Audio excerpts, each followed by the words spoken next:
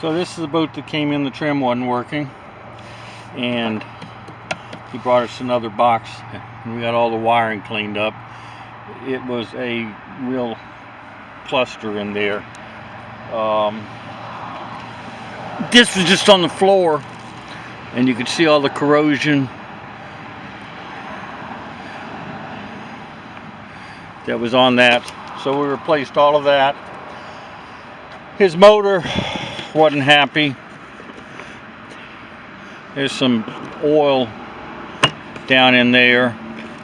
I mean, it looked actually pretty good, but I believe the seal must have gone bad and allowed some oil on the brushes, so it was intermittent, and so he said replace it. So now it works great. Down. Okay, up before it hesitated, and back down.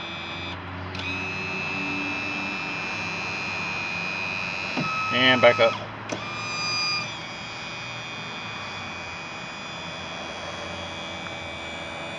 All right, we're good.